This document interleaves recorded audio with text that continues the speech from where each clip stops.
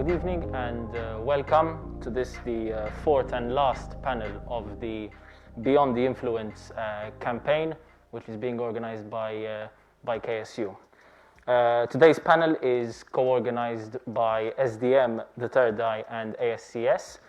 And today's discussion will be based on the two main policy areas of the drug policy, being drug demand reduction, with a special focus on Malta's implementation of the EU minimum quality standards, which were adopted by the Council in 2015, and drug supply reduction, with a special focus on enhanced security, illicit trafficking of drugs, and the impact of the legalization of certain drugs in Europe on drug demand and drug supply relationship.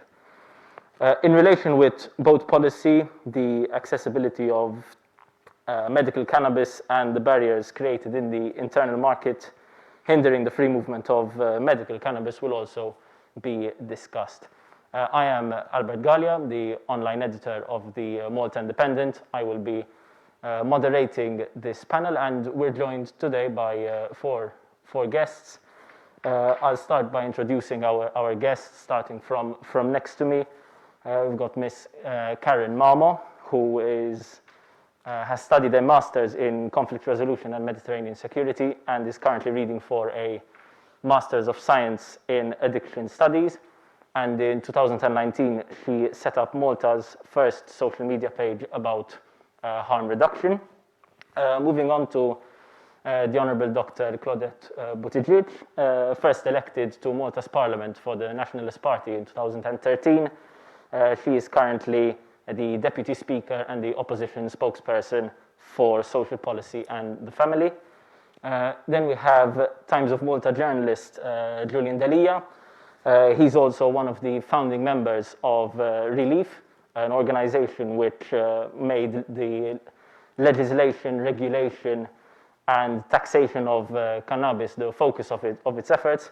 And finally, Dr. Philip von Brockdorff, who is an applied economist with a focus on economic theory to policy analysis, and is also the head of the Department of Economics at the University of Malta.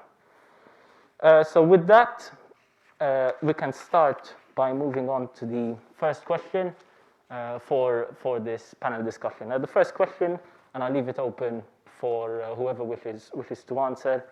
How would the legalization of certain drugs affect the illegal drug trafficking trade? Do you think that with the legalization of certain drugs, trafficking of drugs would decrease, increase, or stay the same? I don't know who wants to take the floor first. Okay, I'll take the floor first. Can you use it off? Fine. Okay. Okay. See, when you're a singer, before you become a politician, you know how to handle microphones. Okay, so first of all, thank you so much for inviting me. As the introduction was going on, I'd like you to know that this is my first time appearing in my new role as the spokesperson on social policy and family in a public gathering like this. And this is an issue where I think the black market economy tends to adapt, and I'm sure that's from an economic point of view. There are more experts than I am here. But the black market tends to adapt itself just as much as any other economy would do. So demand and supply remain the main issues here. So if we legalize or if we decriminalize or if we do anything to the market itself, I'm sure that the people who have interests in the black market related to drug trafficking will find other ways and means of keeping themselves present. They may push the price down. They may provide stronger doses in a stronger drug. You can have different ways of doing this. So due piedi, you know, I don't think that it will change anything when it comes to trafficking per se. I don't think so. I'd like to add something to what you've just said, because I think that the legalization of drugs and the effect it has on the supply is, at least I think according to research from what I've managed to learn, but basically in a country like Canada, for example, where certain substances were made legal, specifically cannabis, there was a lower avenue for the black market to be able to operate. But at the same time, the main problem was that since there were, for example, slow bureaucratic processes associated with obtaining a license, for example, the medical version of cannabis in that country is quite expensive, and there were generally very shoddy regulatory processes. It did not manage to completely take away the supply from the black market's chokehold in a way.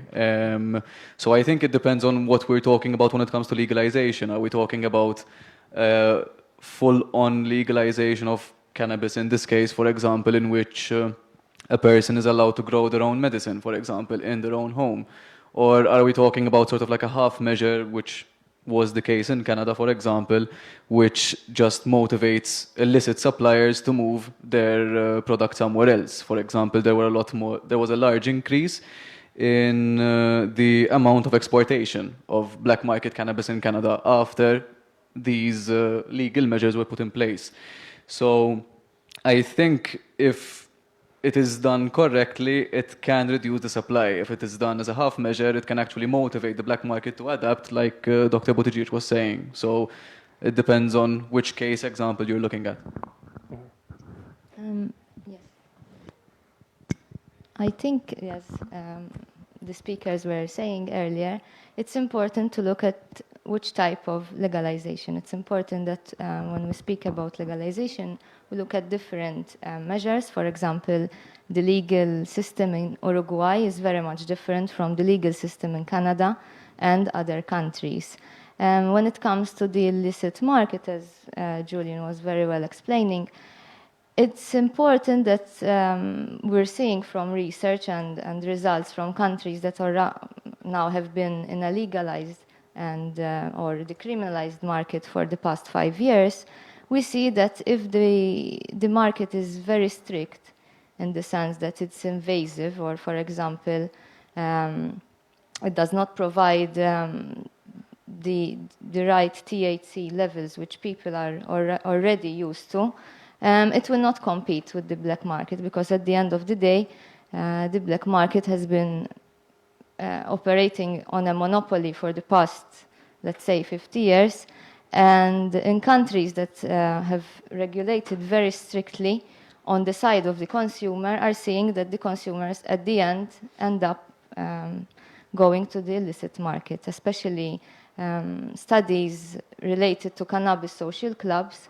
They see that when a person joins a social club, which is aimed to reduce harm, and usually it is not based on a profit basis, the person uses less, and then at the end requires less access to the illicit market. However, when the cannabis social club is not available, or the strains are not to the sufficient quality, then they turn back to the black market. So I think it's important to see different legislative frameworks. Thank you. If we decriminalize the market, I think, and to expect the black market to suddenly disappear, I think it will happen. The black market will adapt to the new circumstances. And we're not talking about one market here, we're talking about sub-markets, lot of markets.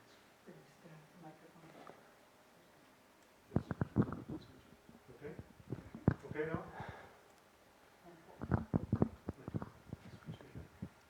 No. Okay. I wasn't the signal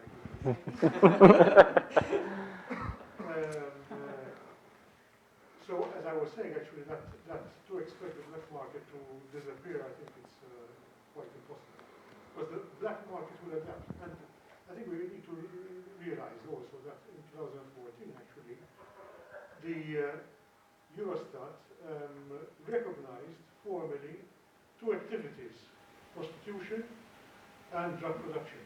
And actually, in a number of countries, including, I won't mention us because it might be controversial, but in UK, it meant actually adding around 10 billion, almost 10 billion sterling to the UK economy. Okay, so that is actually the importance of such markets, black markets. And as I said, they have been actually formally recognized in terms of statistics, therefore boosting GDP. But coming back to the question of the black market, as I said, I'm pretty sure that it will adapt. It will adapt to the new circumstances. And I'm not sure either that decriminalizing drugs or recreational drugs would necessarily reduce prices to consumers. Okay? Because, first of all, there could be actually some form of taxation.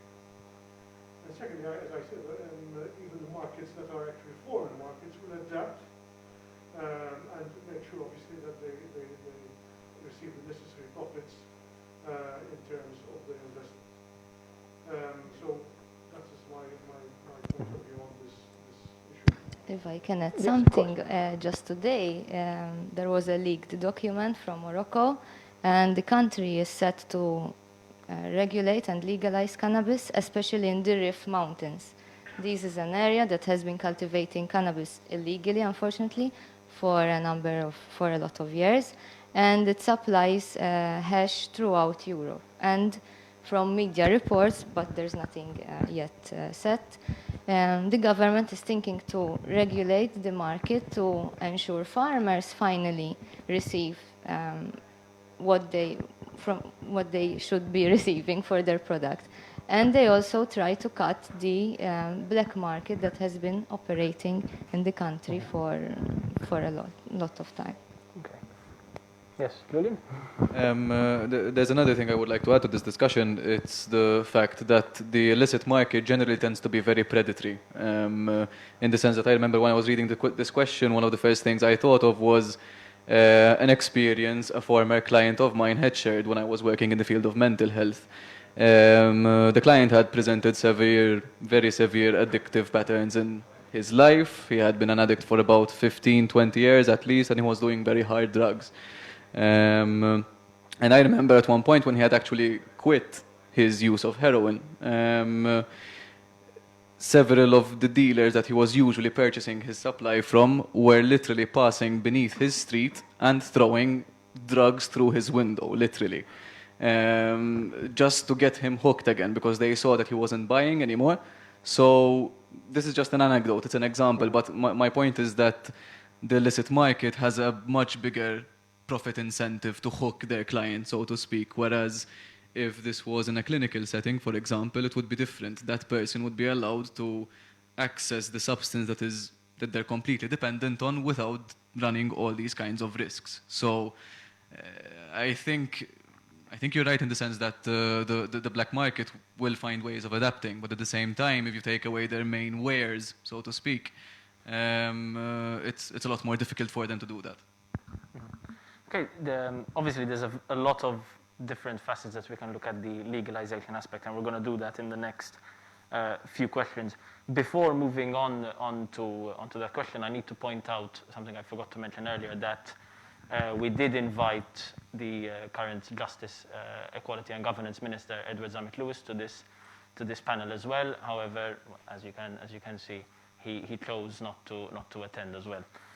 So moving on, again, on the legalization aspect, one of the biggest arguments that I think we see, at least when it comes to cannabis, is that it can be constituted as a gateway drug. So what's currently being done to tackle this issue? And in the eventuality that cannabis is legalized for recreational purposes, we're talking, what can the plan be in order to tackle this point? Again, I don't know who would like to start. Yes. The gateway theory has been debunked by science for a number of times, and in reality, it's very difficult to pinpoint which substance a person starts off and then moves to the other substance. In reality, most people start off with alcohol and tobacco. So the gateway theory, in the sense, is a bit flawed, especially when you look at the trajectory of how a person develops, for example, problematic substance use, or how a person moves from one substance to the other. The gateway theory tends to present this in a linear fashion. However, in reality, this is not the case. Right. I don't know if anybody has something to add. Yes, I think at this point, I need to switch it on. Oops. Okay, so I think at this point, I fully agree, and that is what I read as well. Read the gateway theory, and I don't think there is really a one-size-fits-all in this. The only thing is that from what I read on the matter, the younger users tend to get hooked much more, and usually they would start from alcohol and tobacco, and then go into cannabis. And because of the young age, they tend also to then become addicts faster. In that case, the gateway theory would work, but in other cases, especially in elder users, it is not the case. We are obviously here discussing quite vaguely because we do not have a document to work on. And this, for me, is a very important point that I have to make even politically. Because I wrote an article, I don't know how many of you read it. It was published in yesterday's Independent. You obviously, I will assume that you read it. And I called it Kites and Red Herrings. Both are strategies used in politics.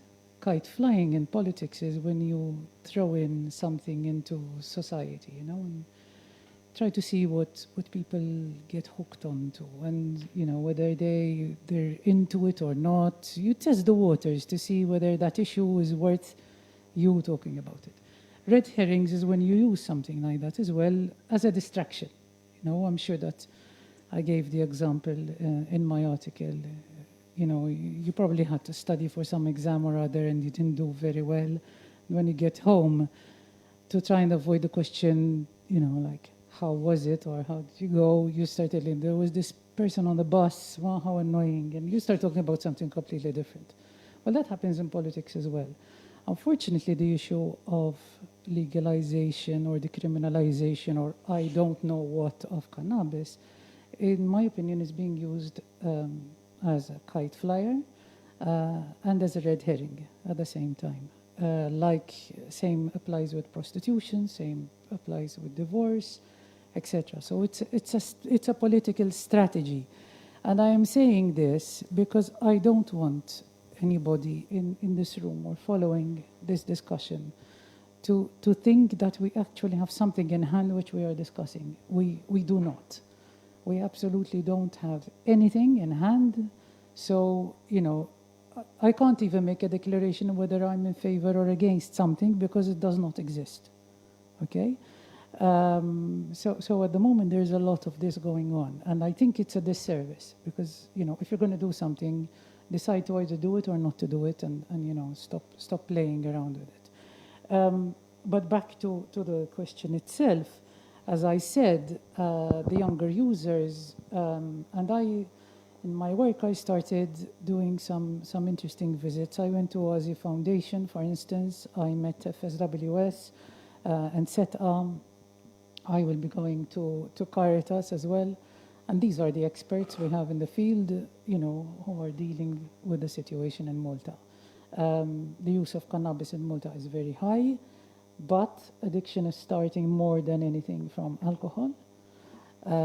We also have addictions like sex and shopping, which are not mentioned very much, but they're there as well. So we do have issues related to addictions. And obviously, there is an important factor which we cannot ignore, which is COVID as well. And the recent study which the University of Malta did on this issue also points in that direction, that in this time of crisis, you tend to go for some sort of drug use or alcohol more than anything else. So I just wanted to clear this out, but not to avoid the question. Most of the time, I would say that the issue of gateway is you can't just say that it will definitely be the case.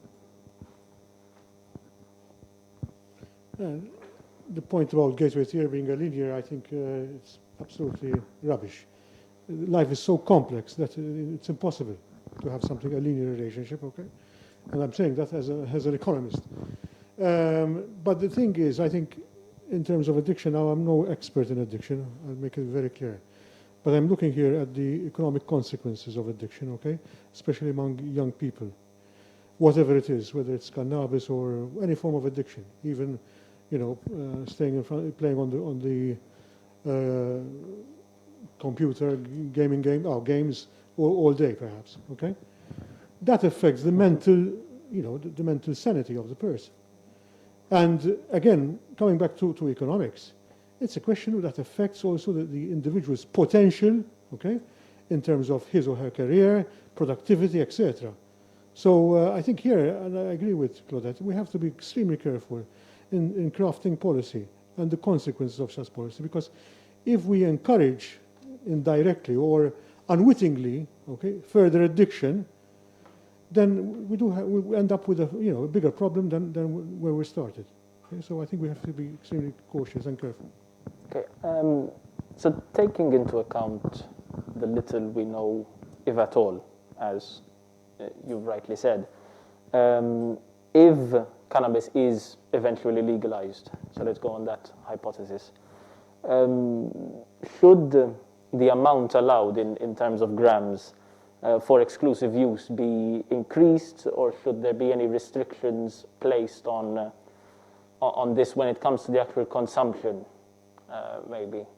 I don't know, again. I can speak not from a political side, but from a harm reduction side.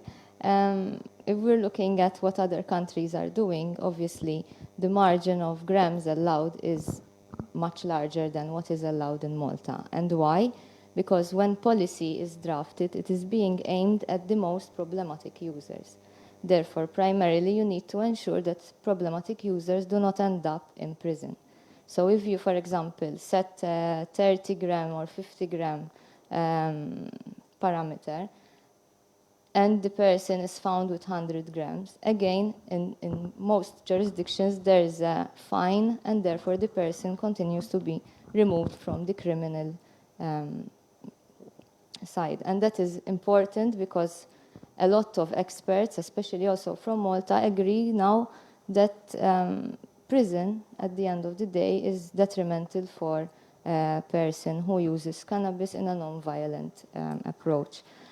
And again, it's important that legislation, in a way, provides educational tools for the person to realize that if there's a problem, to seek help, and to also provide better tools how to consume the substance and reduce harm. For example, if we speak about cannabis in Malta, it is mostly mixed with tobacco. That is very harmful for the person. It increases your risks of addiction. If I'm not mistaken, it's 5 times more than actually smoking tobacco on its own. And unfortunately, we don't hear a lot about these things. And from a harm reduction perspective, it's important that this information starts to be delivered also to the young ones, because, okay, if a person is now already used to mixing cannabis and tobacco, we can try to educate so they change the method of consumption.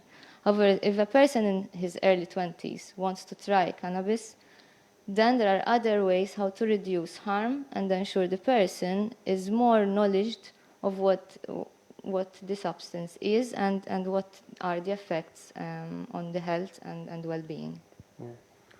Julian? Yeah. To add to what Karen was saying, I think in the case of recreational cannabis use specifically, something that I feel should be pointed out a lot more when it comes to this debate is the fact that, for example, it is, to begin with, it's much safer than and a lot less it has a lot less addictive potential than substances that we are used to consuming every day. Like even normalized substances like caffeine, for example, it can cause a lot more harm than what recreational cannabis use done in a safe and controlled and responsible way could actually do.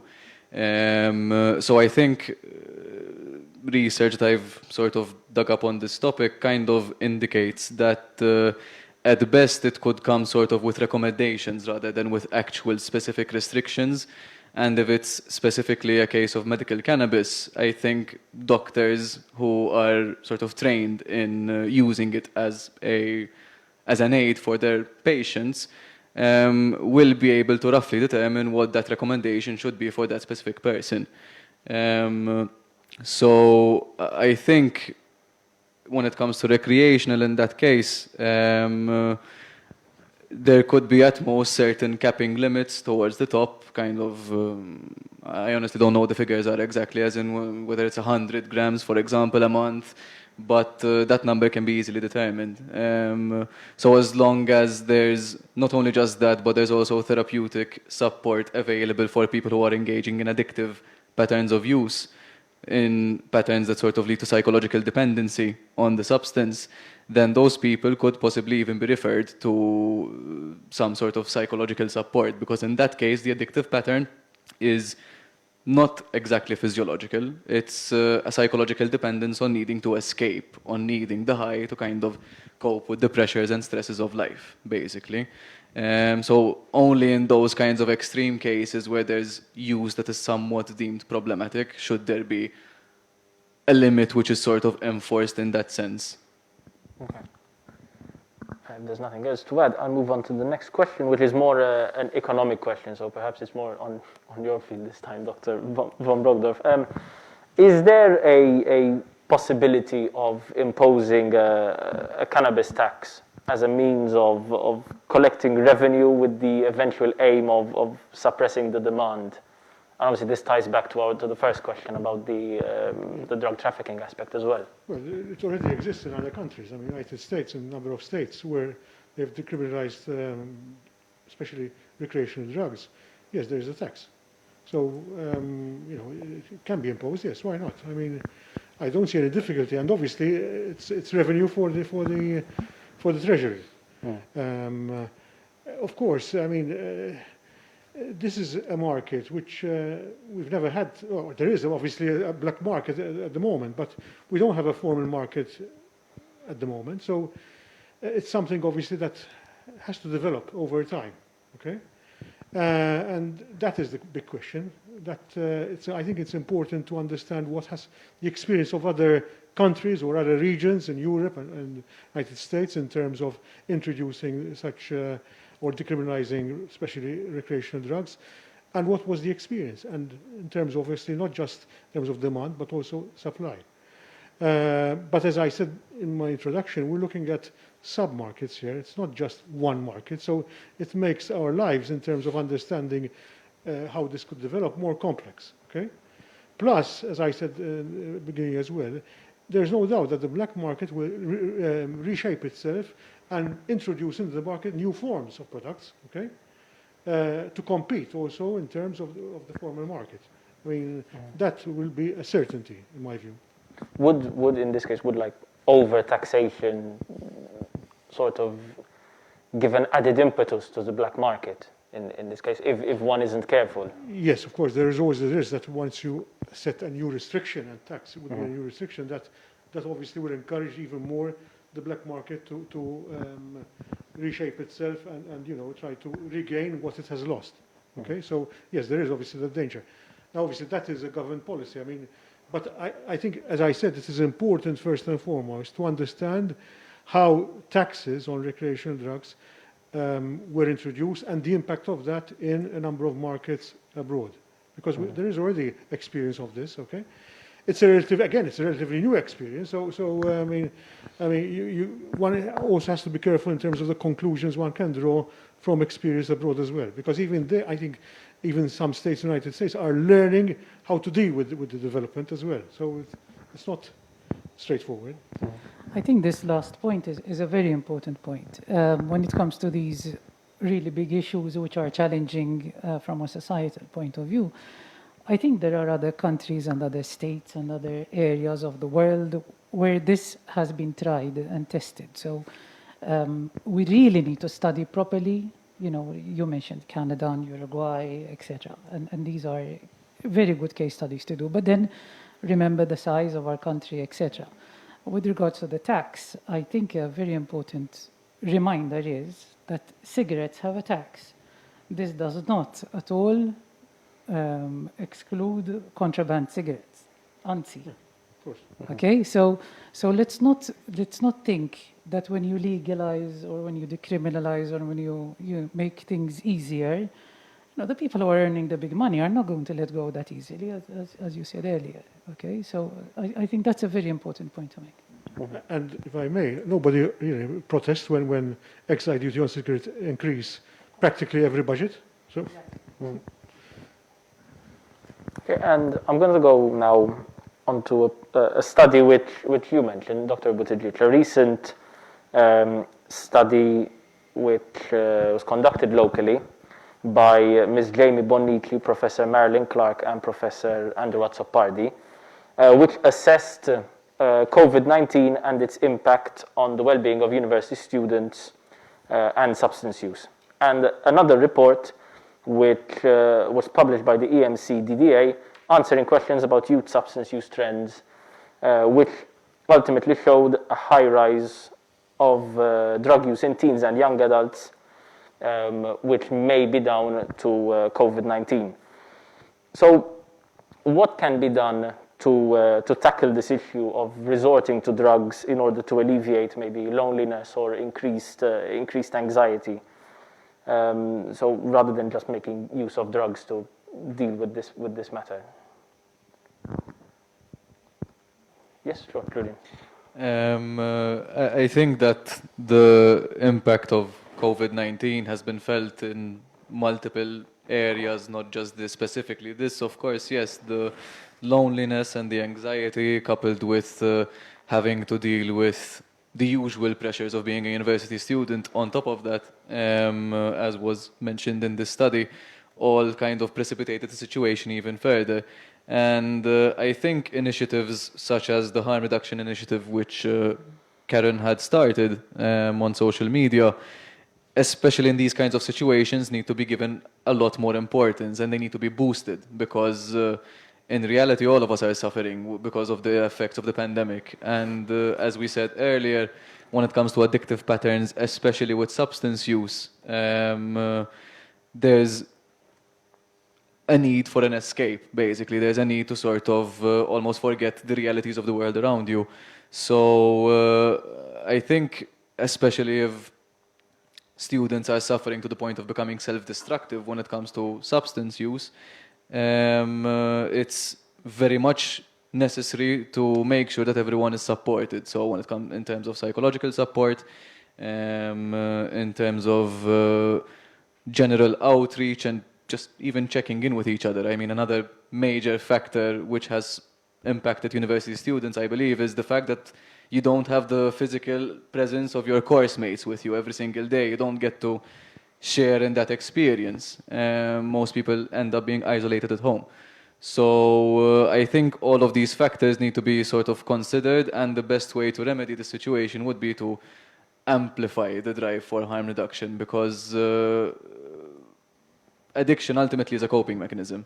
So if you carry over that coping mechanism, which you're using, let's say, during the period of exams, and you carry it over into the rest of your life, then that's going to become something that dominates your life in general. It's not just a coping mechanism anymore. It's become a crutch that you lean on regularly. So I think definitely would need to sort of amplify the efforts when it comes to harm reduction. So you've mentioned harm reduction, right? So maybe, Karen, you can run us through when we say harm reduction, what are we referring to? And to build on that, is enough being done, in your opinion, to ensure that these harm reduction methods are well communicated to young adults? Okay, so harm reduction, although there is no international definition about it, it's a set of programs that aim to reduce harm, okay, obviously from the name. But when we speak about harm, we talk about health, but also social, criminal, and other consequences that could be the outcome of substance use. When we speak about cannabis and harm reduction, as I was explaining earlier, for example, the use of tobacco is very harmful. Also, cannabis can be eaten as edibles. That is the least harmful method of consumption. However, the person needs to be extra careful because once you ingest something, it's very difficult to go back then. And the onset levels are different. For example, this information is never available in local context.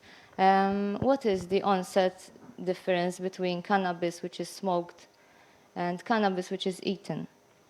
And there are multiple harm reduction leaflets online. For example, I work closely with a UK-based NGO called Drugs and Me.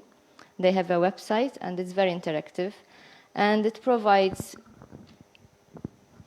realistic information for a person that wants to use cannabis, including the benefits and the risks associated. And I think that's very important, because if we only present the risks, the person will most probably try it the first time and will most probably enjoy it and will forget all about the warnings and will keep on using the substance without a conscious understanding of what the substance really is.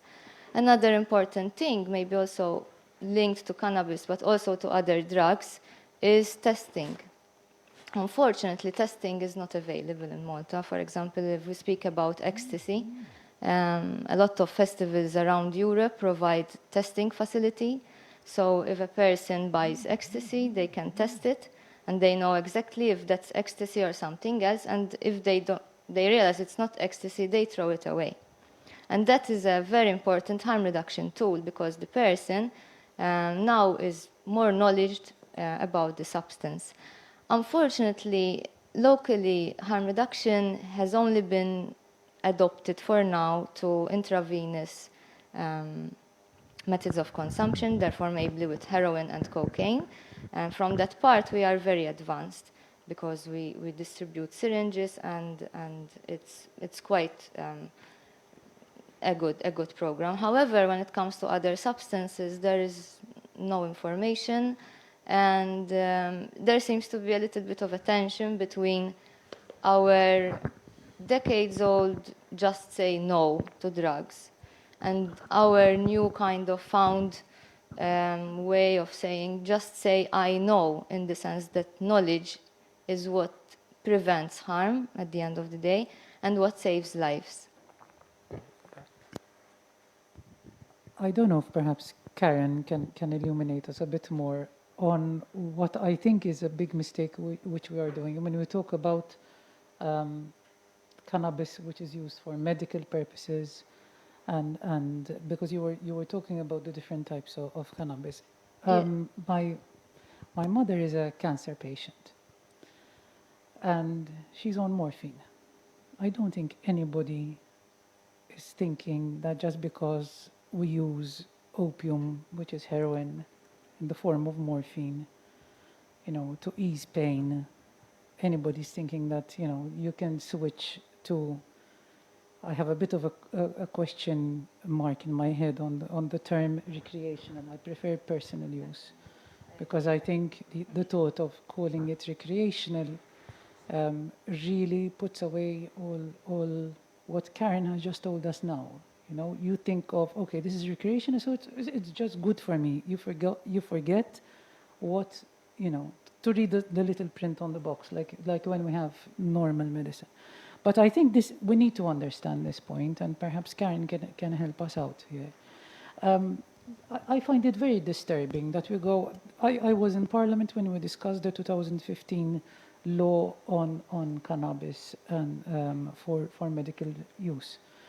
And it was a really, really good, strong discussion. I could tell that there was a lot of misinformation. We went into finding out more, and I think that's when laws help you to understand things.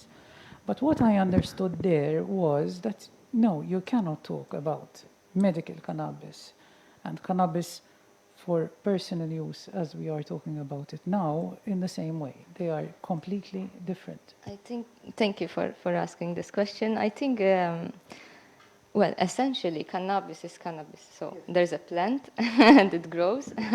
So cannabis grown for medicinal purposes and cannabis grown for personal purposes is essentially the same.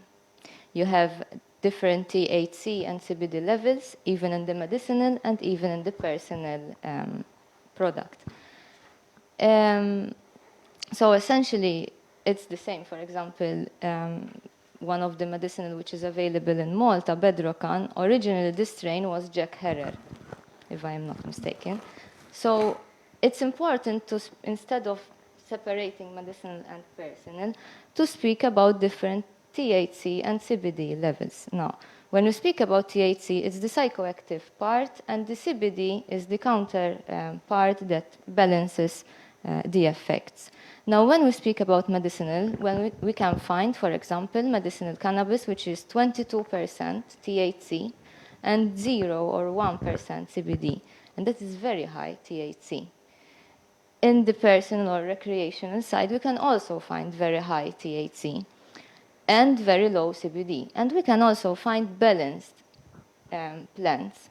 So maybe in a regulated and legalized market, it would be better to speak about THC and CBD levels instead of, because at the end of the day, And what is the difference between THC and CBD? Yes. Because I'm sure that there are people, Okay, especially so online, watching us, and they're like THC wondering what on earth are these. Okay, so But they do THC make a big difference. No? Yes, because if you have a plant which is very high on THC, you will get a higher high feeling that the high we associate with cannabis. If you have a plant which is balanced, and therefore, for example, it has 7% and 5% CBD, the effects will not be as high as the other that has 22% CBD, THC. And would that be better than the second case for medicinal? It depends, because some medicinal patients require For high pain control, for THC. instance. Yes, Okay. but other patients might require a balanced. Other patients might require only CBD. That's why it's important to speak about cannabis not as one thing, but as different plants. A And then, range. obviously, cannabis has other cannabinoids. There's also terpenes, which are very important. Terpenes are essentially give flavor and different aromas, and are also present in other plants, rosemary and lemon, if I'm not mistaken. And these together create a particular effect. In fact, when medicinal cannabis was being created in a laboratory, if I'm not mistaken, Sativex, the effects were not the same when they compared the effects with natural and the whole plant, as opposed to a lab manufactured THC product. Okay. Thank you. Now, points which you mentioned sort of move on to the educational aspect as well. And one of the main means of trying to educate, in inverted commas, people in the past years has been proper anti-drug campaigns. And there have been a number of studies carried out, especially in the US, but also analyzed within a European setting, which show that these types of anti-drug campaigns sometimes fail to have an impact on as desired, especially those campaigns which tend to sort of overstate the physical risk of drugs. So how can such campaigns be improved in order to ensure that they are effective and that their aims of reducing drug use, eventually leading to a reduction in drug demand and in turn drug supply, so how can they be improved in effect? Julian? Yes. I think the idea or the let's say, the mental picture of drugs as something that will sort of ruin your physique or fry your brain. I mean, these are all ubiquitous images from the outdated media campaigns that we are referring to, the ones that emphasize the physical risk of the drugs, as you were saying. So I think for these campaigns to actually be effective, they would have to be, first of all, accurate, in the sense that they need to be driven by the facts and the actual known effects of these drugs. What if someone uses cannabis? What should they expect? If someone uses cocaine, for example, what should they expect? And also, especially for younger people, I think something which is not insisted on enough is the fact that research has shown that drug use should be ideally ideally would be able to live healthily without making use of these substances, of course. But if you must use these substances, it should be from the age of 21 and over. So I think that's a very key ingredient that's completely missing from most of these media campaigns. There is just general blanket say no to drugs effort going on. And it doesn't really address any of the root issues that we were referring to earlier. So I think besides accuracy, they should also highlight what a problematic use pattern actually is. So if I'm someone who's a regular user and I see a campaign that tells me if you're using substances and you're using them even though they have severe detrimental effects in your daily life, like for example, you're running out of money all the time, that's an addiction. You might have a problem there because any kind of benefit you may be getting from that use, any kind of coping you may be getting from that use is going to be lost in that sense, because overwhelmingly the results of that use are destroying your life in some way. And I keep on thinking of this particular psychiatrist. His name is Dr. Gabor Mate, and I feel he has informed a lot of my perspectives on this. But again, I keep going to the same point that many users are seeking to escape. There's no conscious decision-making process in that sense. It's just, I need to get my fix. So a media campaign that kind of forces you to be conscious about that fact, if you're having addictive behavioral patterns, might actually sort of foster a higher likelihood of reaching out for help, especially if that same media campaign also advertises that kind of help. Like, for example, if you have this problem, you should go to this organization. They might be able to help. They might be able to provide free counseling and so on. So I think those are the two main factors, in my opinion, when it comes to media campaigns: accuracy and actually providing tangible support rather than trying to scare people off altogether.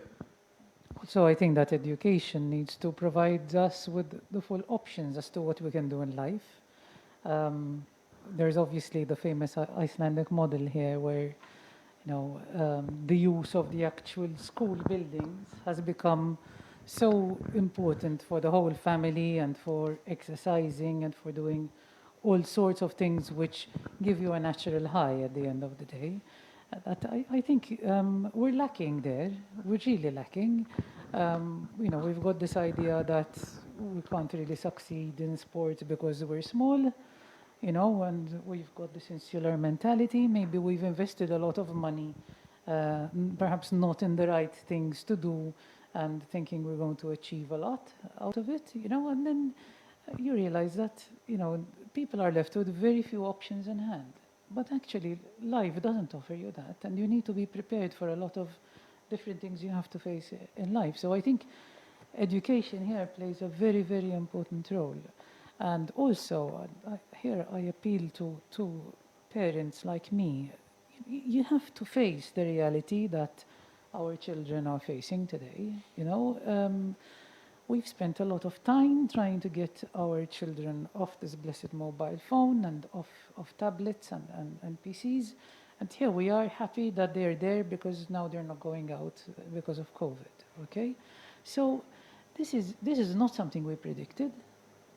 I can assure you that in my political work, I meet a lot of people and I get to know a lot of very personal things. Sometimes I wish I don't, but you realize that there are a lot of people very much on the verge of breaking down at the moment. It is a very serious situation. And I think helping our younger people with better coping skills, I think is a massive need in this country. Okay, we all have different coping skills and we all have different thresholds. Let me tell you a small anecdote from my singing days. As you can imagine, as a singer, this is absolutely, I used to meet all sorts of characters in my life. So I lived in Berlin for a while where I used to study jazz. And one time, my pianist didn't turn up. And I called him and called him. It was the pre-mobile phone days, okay? So I'm talking about dinosaurs here. And my friends were telling me, but why are you worried? He does that every now and then. I knew he was a cannabis user, and he used to get very fluffy sometimes, but I didn't think he was this bad. I said, what do you mean sometimes he does it? They told me, sometimes he just vanishes and we don't know if he's okay or not, and then he just turns up. I said, what do you mean? I mean, is this serious? Should we go and check on him? They told me, no, because even when the Berlin Wall fell down, he wasn't aware. And he is a cannabis user, okay? We're not talking. So that gives me, a reminder as to, listen, people have different ways of coping with their reality. He used to just, bugger off, get completely isolated from everyone, and if something happened to him, nobody would bother because he had this reputation of being that kind of guy, brilliant pianist. He'd come and play and, pour his heart and soul into the instrument. But when it wasn't that, it was nothing, absolutely nothing else. And I'm telling you, I knew he was a cannabis user, and he used to do it on his own. He wasn't even a social cannabis user like some other musicians would be, He'd just go on his own. That's a coping skill which needs to be worked on, I don't know what's become of him, and I'd like to think he's well, but while others kept in touch after many, many years, he's just, I have no idea. So I think we need this level of education.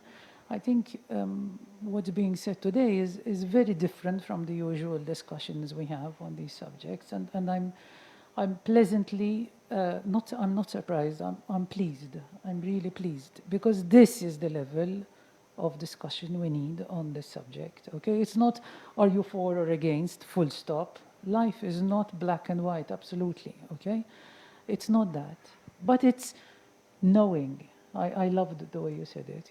It's knowing. Do our young people know exactly what we're going for?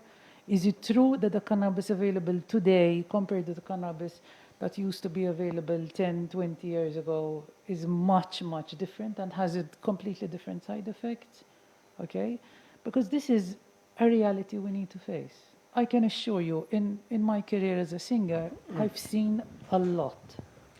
And it's given me, a strong...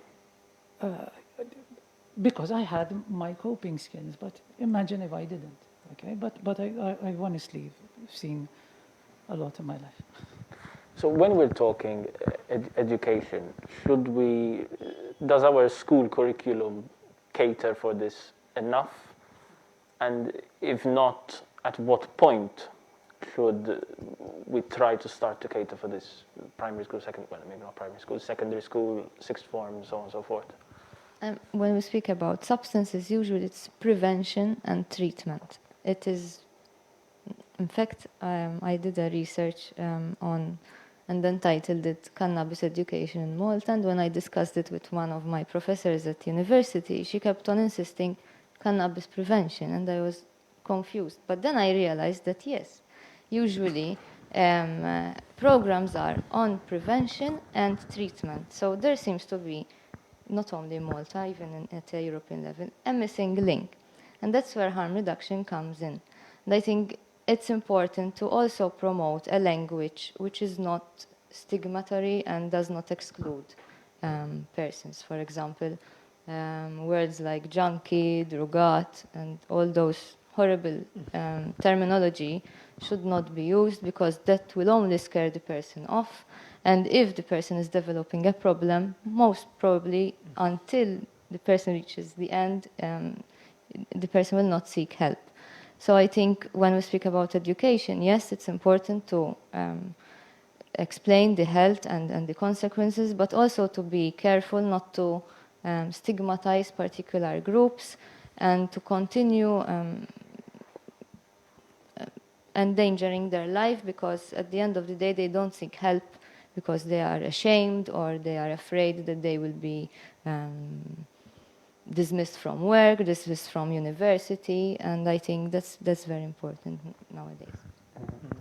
Well, I just wanted to make a point about information or education. Okay. Now, any piece of legislation, obviously Claudette is more familiar with this than myself, needs to be supported by information. Any piece of legislation. Okay.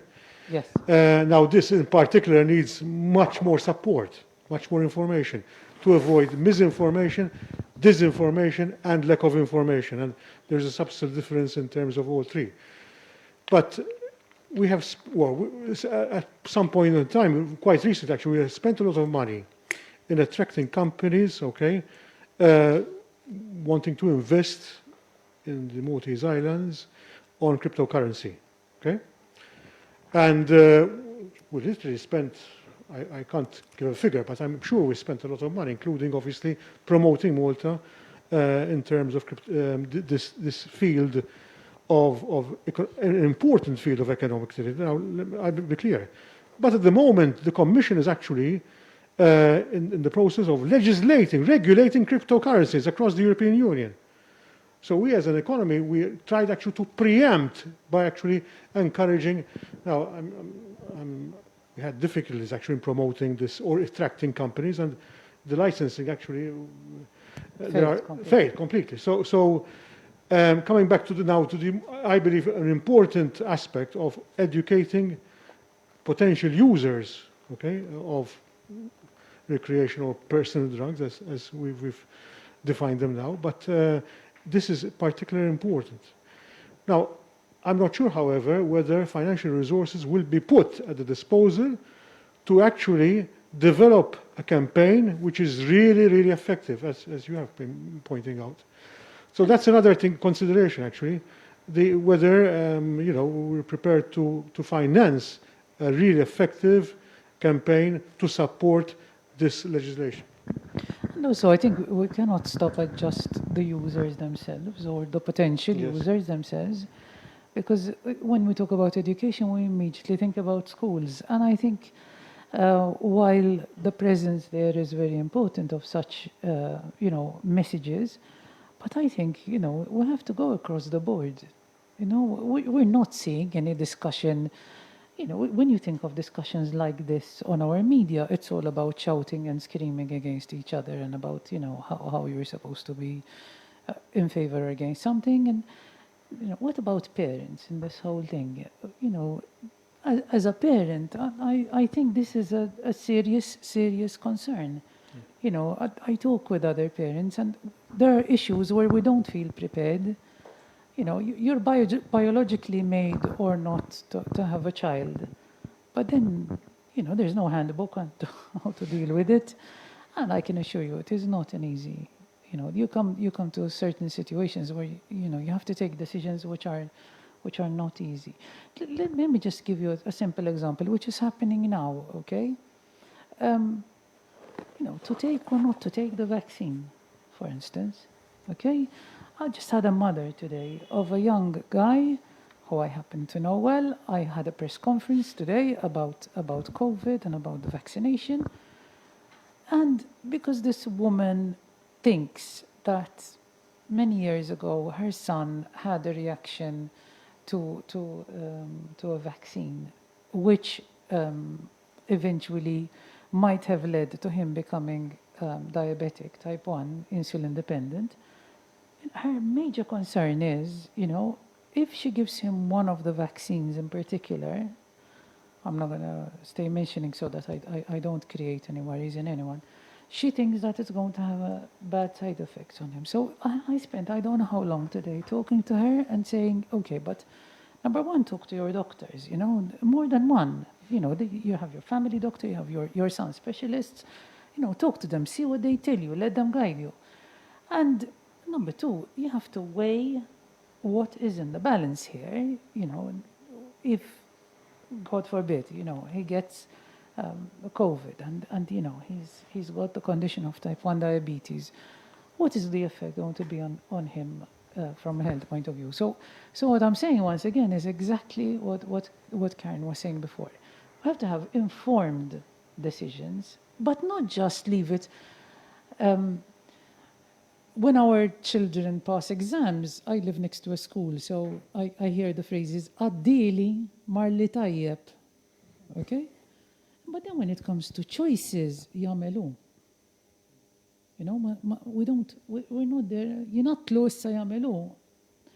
We can't be like that. We have to be more involved in the decision making. It's hard because you have to let go, it's, you know, and you have to give the freedom and the liberty. You can't hold, you know, your children by their neck and hope that, you know, whatever you think is good is good for them, is good for, what you think is good for you is good for them. But I think we're lacking here. We're really lacking in the formation of us as parents and family, you know.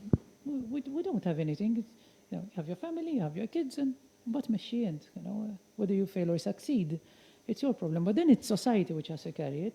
And there's not just a social burden there's a big financial burden there as well, which we're ignoring completely. If I can add something, as Deputy Speaker mentioned, the role of the family is very important, especially to provide a safe space where the young person feels confident to speak, especially if the young person is already using a substance. Unfortunately, or it depends, young people from the age of, let's say, 15 onwards spend a lot of time with their friends. So obviously the knowledge and information is most of the time sourced from friends or now online.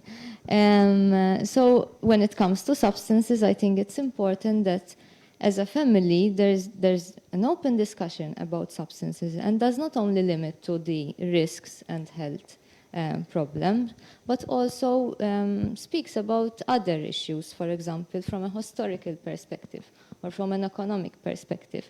And that would create a more open space for dialogue and discussion instead of jumping on cannabis is bad, on cannabis or heroin is going to. So I think the points that Claudette mentioned are very important. And again, education needs to be viewed in a very broad sense. Usually it's linked only to the criminal and the health consequences, but I think it's also important to speak about interpersonal tools that can guide the person to take informed and knowledge decisions at the end of the day, because as she mentioned, when you're 16, the first time you're on your own at the end of the day. You go to junior college or start working, and that's when all you've learned till that day will guide you through your decisions. Now, if it's a decision to, for example, go for bungee jumping, or a decision to start kickboxing, or a decision to start using cannabis, in every decision, it's important that the young person or the adult is informed and finds information that is updated, and it's delivered in a language that is appropriate, in the sense that sometimes when we speak about drugs, we tend to speak about them in a very abstract way. It's important that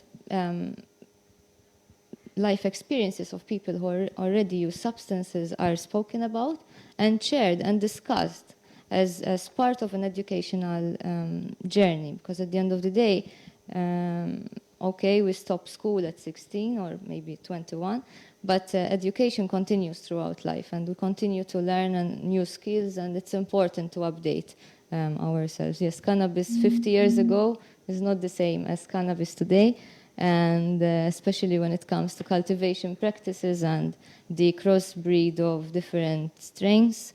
And again, it's important to distinguish THC and CBD, as I mentioned earlier. I know Julian wanted to make. I'm not sure that you want to move on to something else, or Fidek, if you would like to make a I'll make a Yes, quick yes, point, yes, go on. because when we are having this part of the discussion, I thought of a different example altogether, which I'll use to kind of circle back to the main point. I remember reading a very interesting article, for example, about the approach to sexual education with children in the Netherlands, as opposed to the approach to sexual education in the US, in Texas specifically. Now, what they did in the Netherlands was, rather than sort of having this avoidance of this uncomfortable topic of sort of giving the kids the talk about the birds and the bees, so to speak, they were being taught about what sexual activity is like, what the purpose and function of it is, and so on, from a very, very young age. I'm talking about kids who are basically in kindergarten. And surprisingly, well, I don't find it surprising, but many people find it surprising that such young kids could have such a mature approach to it. Once they understand the basics of what sexual education is telling them about, they're like, okay, that makes sense.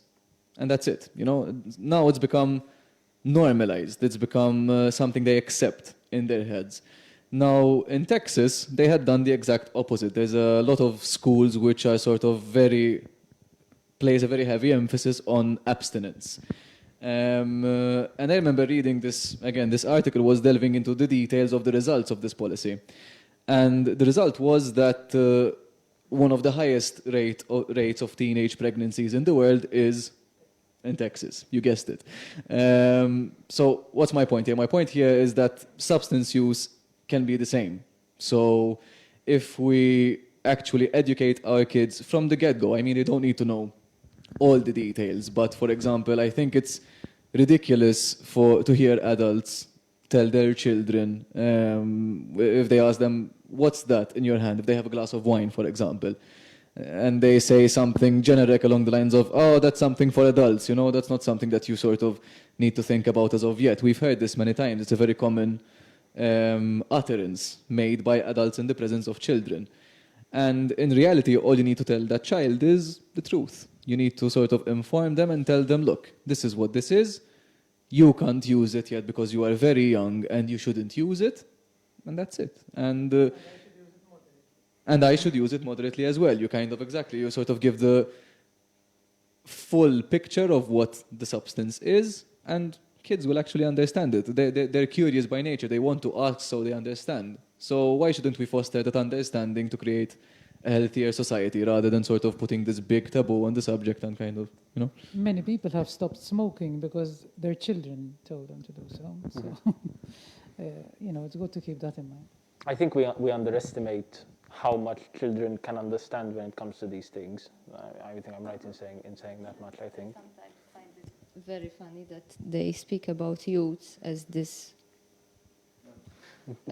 like there's an empty bucket and you need to be careful to fill it in. And youths, I'm in my 30s now, but when I was younger, I would really get angry because you have a brain, you can think, you can read, you can critically analyze things. So it's important that we give youths a voice, especially if youths are already using substances, so we can primarily speak with them and maybe introduce lesser harmful methods of consumption, and also understand why they chose to use a substance and in what pattern, because that's very important. And as someone from the panel was speaking about, isolation and loneliness are unfortunately most of the time directly linked with problematic substance use or problematic gambling or any problematic behavior.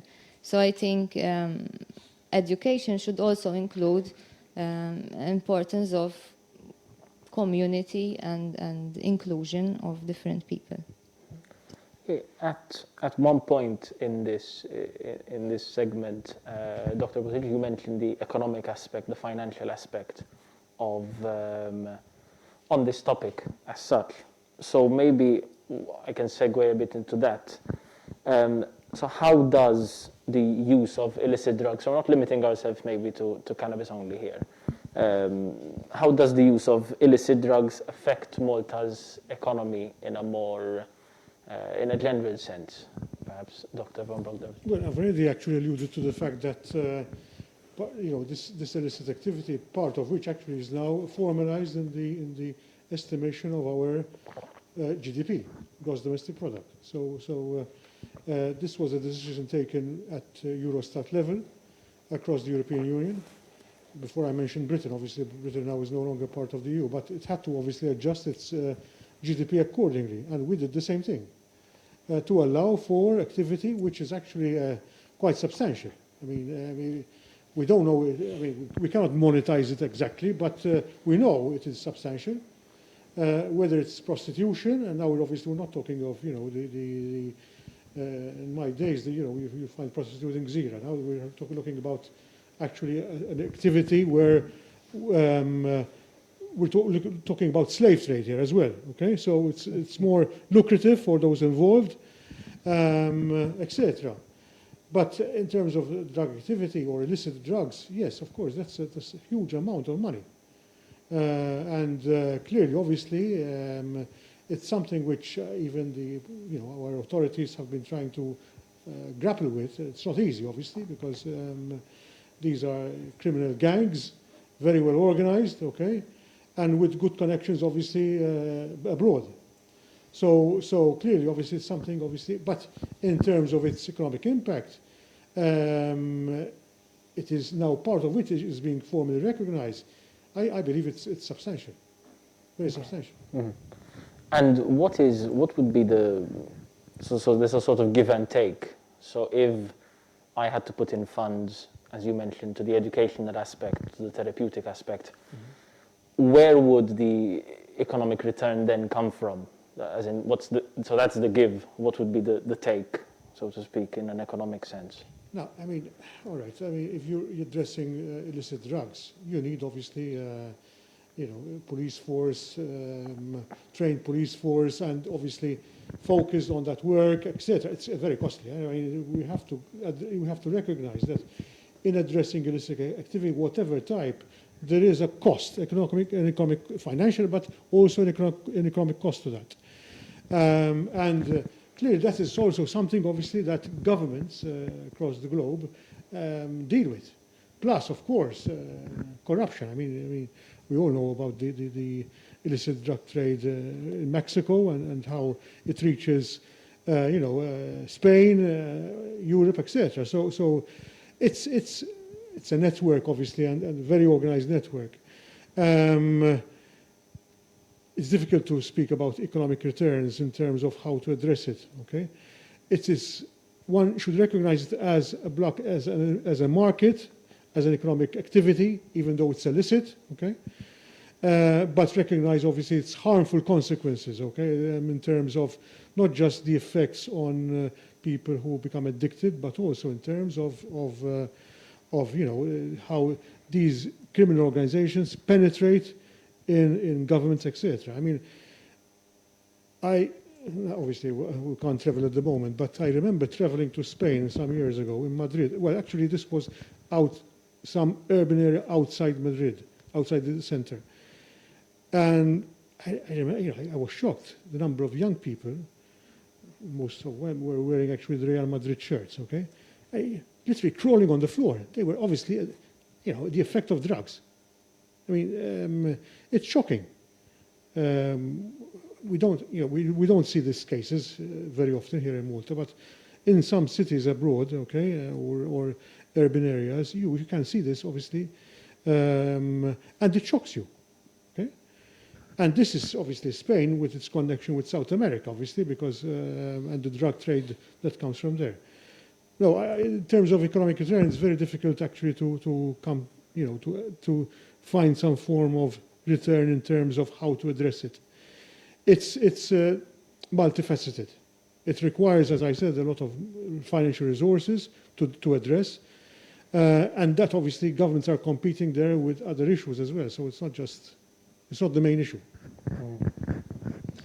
I think this aspect of trying to quantify financially an issue like addiction, for instance, is not that easy. I had this conversation earlier this week in a meeting I had with FSWS. And basically, we're talking about the entity which regularizes SETA, POCH, childcare in Malta, everything. And we were actually discussing this aspect, you know, when you see the big numbers of people who are under a care order or taking treatment, you know, that's very costly. Should we criticize that because, you know, there are too many people, or should we be happy by saying at least they're going for help? Because if they're not there, where are they? Okay, and I think this is a very important aspect. Then you have the things we were saying before. I don't want to go back to the education, but I think we need to put into the balance what is the cost of not educating as opposed to giving therapy. Okay, I think that's a different side to it. You mentioned prostitution earlier on, and this takes me also to violence on women, for instance. I am for the Nordic model of prostitution, and I encourage you to read about it. It's a very interesting concept. I'm not going to go into it now. But once again, when you look into what the Swedish government did when legislating on that kind of prostitution model, they went also for this aspect of what it's costing the country. Okay, in terms of violence on women, in terms of healthcare, in terms of policing, in terms of post-traumatic disorder of women who have been really going through a lot in their life, okay? Suicides, people who don't go to work. Same thing goes with domestic violence. The Secretary General of the Commonwealth, Baroness Scotland, once gave a lecture in Gibraltar, which I attended to, and she said, if you want to convince your male members of parliament to give you all the money possible to do really good programs when it comes to domestic violence, quantify how much it will cost the economy if they don't. Okay? Once you do that, okay, and you realize how many working hours people are not going, because of the domestic violence, people don't attend work or they're not focusing, the effect on their children, you know, there's so many multiple effects. And I'm sure that if we had to do that exercise even on this sector, okay, we will also find that our decisions, I think today this is a recurring theme, our decisions have to be very well informed.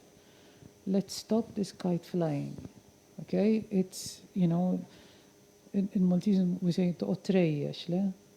Biex taqbad il-ħut. Please. I mean, you know, there are people who have brains and are realizing that this is not on. If you intend legislating, okay, give us the model you're going to use, give us a white paper, give us a draft bill, let's start discussing. Let's see where we're going, okay?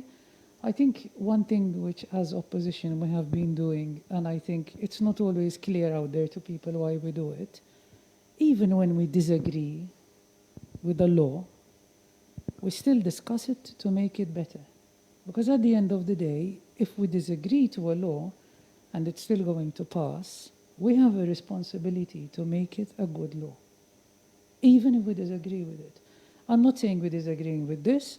I have no idea what we're supposed to be agreeing or disagreeing to, okay? And this playing about of forsi nżidulhom daqsxejn l-użu personali, u forsi ikabru l-ħaxixa tagħhom, u forsi hekk, forsi xejn, you know? At the end of the day, you know, the people responsible should take the decision of putting forward. It's a shame that the minister is not here today. He could have perhaps illuminated us a bit more as to which direction the government is going. And then we start doing our research. We start involving everybody around, you know, this panel and saying, you know, what's your opinion on this? Because you have to get completely different opinions. You cannot, I've done this on many laws. You cannot go there with your mindset and you stick to it. You have to listen to everybody, because you'll find that most of the times you've had to adjust your mindset. You probably have the principle which you agree or disagree to something, but then you adjust according to what people like, the people sitting here actually illuminate you to understand better. To add more to what you were just saying, Dr. Buttigieg, I think sort of based on what I've learned from research on the effects of illicit drug use on the economy, which is quite limited, unfortunately. I think sort of a recurring thing that keeps on coming up is the old adage, basically, that an ounce of prevention is worth a pound of cure. I'm not sure that I'm saying that correctly or the other way around, but anyway. The point is that the organizations that you were mentioning earlier, like, for example, Caritas and SETA, they all do really good work when it comes to late-stage addictions, unfortunately, and that's one of the massive problems that they have to deal with. Even, again, I'll go back to my experience working in mental health. It's the same issue. People suffer from trauma, from stunted emotional development because of that trauma and so on. And then when they've become adults, rather than sort of being healthy or fully functional, in inverted commas, so to speak, they instead carry over these bad behaviors and they become addictions, they become compulsions, they become something that sort of sticks with them for the rest of their life. And that is much, much harder to resolve, even in an economic sense, basically, like in terms of how cost effective it is. That is much harder to deal with than, let's say, prevention, as we were saying earlier. And to add more to this question, sort of from a bit of another angle, I would say, we also mentioned the efforts that are required to sort of police the illicit drug trade, to kind of monitor it. And as you were saying earlier, Dr. Van Brogdorf, you mentioned how organized and well-funded and well-connected these cartels or these organizations can be. And I think in that sense, the cost of trying to fight that has been so extensive, including in human lives. For example, when I was doing research for this discussion, I remember reading up on the Philippines. I don't know whether the other members of the panel are aware of their drug policy, but their drug policy is, if you see someone in the street selling drugs, shoot them. They have a shoot to kill policy on every single kind of drug dealer, even petty amounts of substances. And interestingly enough, actually, I'd like to have a quick look at my notes, because this is quite shocking. But basically, after they killed 5,500 people since 2016 in this drug war, the head of drug enforcement for the National Police said drug supply is still rampant.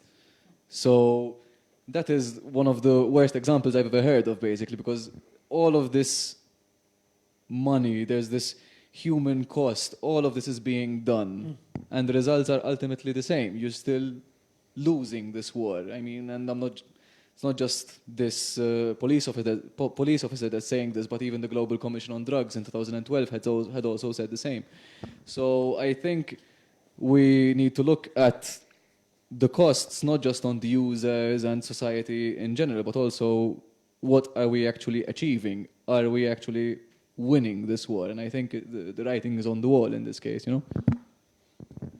I can add something from an economic also perspective. For example, the introduction of harm reduction for people who use heroin and cocaine intravenously, for example, the distribution of sterile